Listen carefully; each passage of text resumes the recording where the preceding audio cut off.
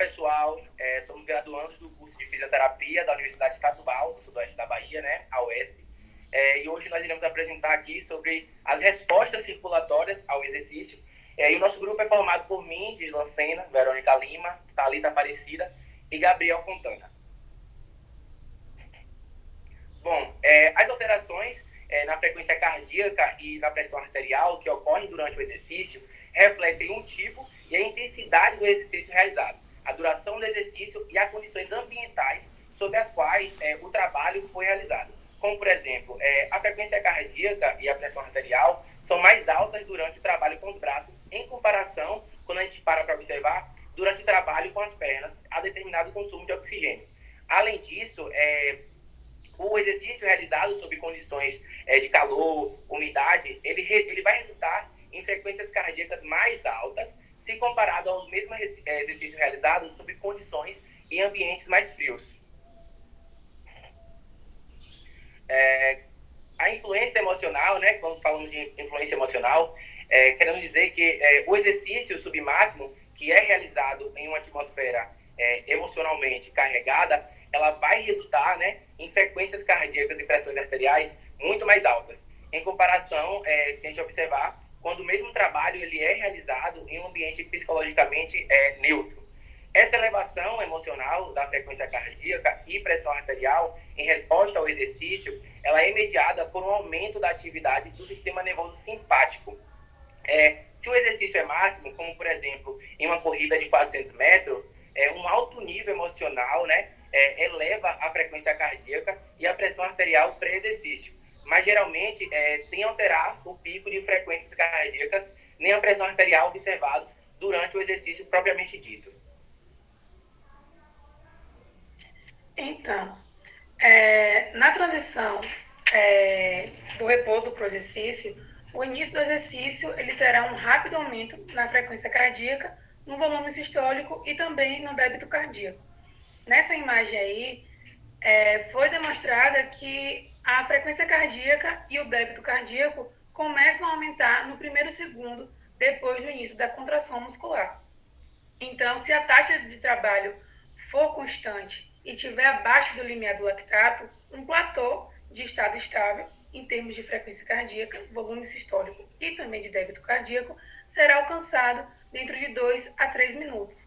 E essa resposta ela é semelhante quando é observada no consumo de oxigênio no início do exercício. Então, ao falar de recuperação do exercício, a gente tem que separar um pouquinho, dizendo que um exercício de baixa intensidade e de curta duração, ele vai ter uma recuperação mais rápida, e um exercício de prolongado vai ter uma recuperação mais lenta e uma resposta mais lenta. A gente também tem que lembrar que a frequência cardíaca, o volume sistólico e o débito cardíaco, eles vão cair rapidamente e eles vão voltar ao nível de repouso, como é mostrado na imagem. E a gente tem que lembrar que a velocidade de recuperação ela vai variar de um indivíduo para o outro. Vamos lembrar também que os indivíduos que praticam atividade física, eles vão ter uma maior frequência, eles vão atingir uma maior frequência cardíaca tão alta do que os indivíduos que não têm um treinamento. E vão também ocorrer que a frequência cardíaca dos indivíduos que praticam exercícios, eles vão ser mais rápidas do que os outros. Então, quando nós estudamos os exercícios, é observado que quando iniciamos o exercício, há um consumo de nível de oxigênio. Esse nível de oxigênio ele pode ser de qualquer nível, tanto um nível de oxigênio baixo quanto um nível de oxigênio alto. Esse nível de oxigênio ele vai gerar aí um aumento tanto da frequência cardíaca quanto um aumento da pressão arterial, tanto nos exercícios para braço quanto nos exercícios para perna. Porém, quando é observado, vê-se que o exercício de braço ele exerce um maior aumento da pressão arterial e um maior aumento também da frequência cardíaca, como é demonstrado nos dois gráficos. O exercício de braço ele se sobressai no aumento da frequência cardíaca e no aumento da pressão arterial. Esse aumento relativamente amplo da pressão arterial ele ocorre durante o exercício de braço pelo motivo de ocorrer uma vasoconstricção nos grupos musculares que são inativos. Por outro lado, quando nós observamos os grupos musculares como o da perna, que nós temos um maior grupo muscular, essa resistência periférica ela vai estar diminuindo, refletindo, então, numa pressão arterial menor e numa frequência cardíaca menor, que é demonstrado nos dois gráficos. Esse aumento do grupo muscular vai estar gerando essa diminuição tanto da pressão arterial quanto da frequência cardíaca. Então, vale lembrar também que durante o exercício incremental, a necessidade de manutenção de energia é fator decisivo para o desempenho da atividade. E uma da utilização durante o exercício é a glicose. O aumento também do débito cardíaco, ele vai ocorrer durante esse incremental e também vai ter uma diminuição da resistência vascular e do aumento da pressão arterial. Durante esse processo também é utilizado a pressão sistólica e a pressão diastólica. E também assim, né?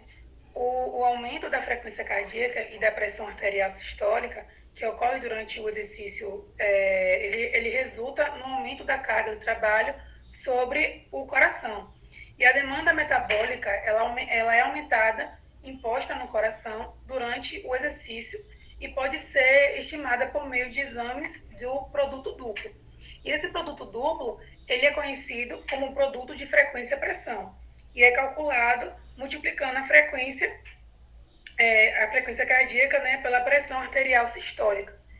E a aplicação prática do produto duplo, né, se baseia na possibilidade de usar essa medida como guia para prescrever exercícios a pacientes com bloqueio de artéria coronária. Por exemplo, vamos supor que um paciente desenvolva dor torácica a certa intensidade do exercício. E por causa dessa isquemia miocárdica, né, há um produto duplo igual a 30 mil, se eu não me engano. E diante do aparecimento dessa dor torácica, né, há um produto duplo de 30 mil e o cardiologista ou fisiologista do exercício, ele recomendaria que esse paciente realizasse tipos de exercícios que resultasse em um produto duplo igual a 30 mil. E isso faria com que diminuísse o risco do paciente desenvolver dor torácica em consequência de uma alta demanda metabólica sobre o coração.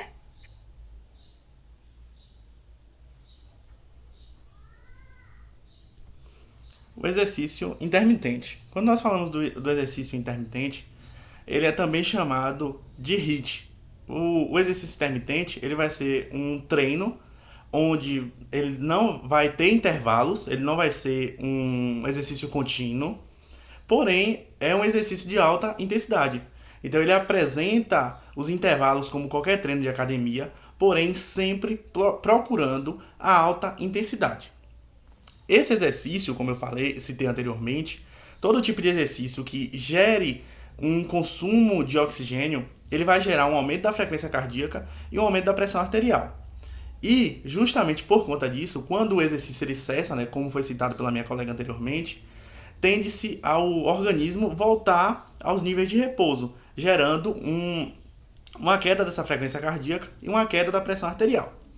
Esses níveis eles vão ser diferentes, seguindo aí ambientes, né, com alta temperatura ou baixa temperatura, ou também pela questão da umidade, pela duração do exercício, pela intensidade do exercício, que é fundamental também, e prioritariamente pelo condicionamento físico do indivíduo. O indivíduo que ele tem um condicionamento físico não tão bom, em comparação com um atleta de alto nível, ele vai ter uma frequência cardíaca mais elevada, uma pressão arterial mais elevada, e o seu tempo de recuperação vai ser muito mais demorado. Diferente de um atleta de alto rendimento, que ele vai ter a sua frequência cardíaca, sua pressão arterial um pouco menos elevada, e um nível de recuperação muito mais rápido. Além disso, os exercícios propriamente dito de intermitente, eles vão ter níveis, desde o nível leve, moderado e intenso. Porém, é priorizado em sua maioria os exercícios de alta intensidade. Já os exercícios prolongados, nessa imagem aí, ele está mostrando uma alteração da frequência cardíaca, do volume sistólico e também do débito cardíaco, que ocorre durante o exercício prolongado a uma taxa de trabalho constante. E pode-se notar também que o débito cardíaco ele é preservado em um nível constante ao longo de toda a duração do exercício. Porém, conforme a duração do exercício vai aumentando e o volume sistólico vai decaindo, a frequência cardíaca também vai aumentando. E essa capacidade de manter o débito cardíaco, né, constante, diante de uma diminuição do volume sistólico, se deve ao fato de que o aumento da frequência cardíaca tenha a mesma amplitude que a diminuição do volume sistólico. Já o aumento da frequência cardíaca e a diminuição do volume sistólico são referidos como drift cardiovascular, que são devido a uma influência do aumento da temperatura corporal na desidratação e na diminuição do volume plasmático. E aí, uma redução desse volume plasmático funciona diminuindo o retorno venoso para o coração e reduzindo o volume sistólico. O aumento o volume da frequência cardíaca e a diminuição do volume sistólico durante o exercício prolongado em um ambiente quente e úmido é ainda mais exagerado em relação ao da imagem aí, né? Que é mais simbólico.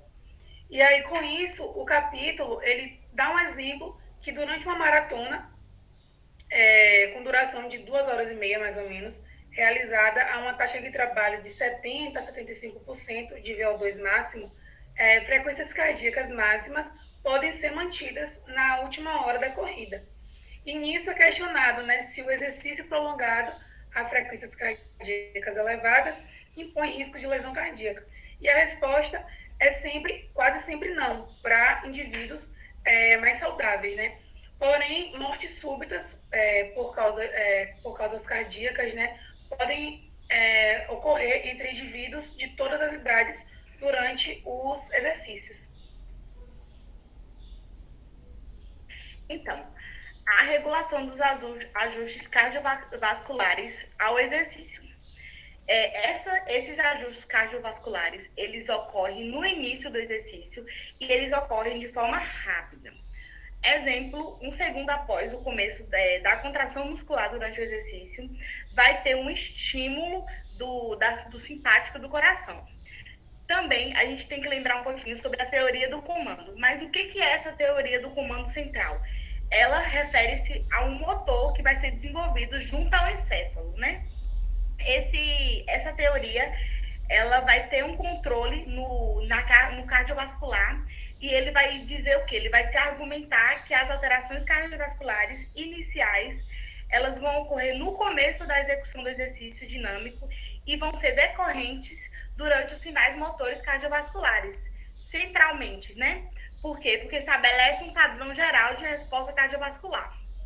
Entretanto, a gente tem que lembrar também de duas palavrinhas, de dois processos que ocorrem, que é o mecanosreceptores e o quimiorreceptores. Os quimiorreceptores, eles são sensíveis a aumento de concentração de metabólicos musculares, por exemplo, o potássio, o ácido lático, e eles vão enviar uma mensagem ao centro cerebral. Já os mecanoreceptores musculares, eles são sensíveis à força e à velocidade do movimento do músculo. Um exemplo é os fusos musculares e o órgão tendinoso de Golgi. Esses receptores, tanto ele como o quimiorreceptor muscular, eles vão enviar informações aos centros cerebrais superiores para auxiliar nas respostas cardiovasculares durante o nosso exercício.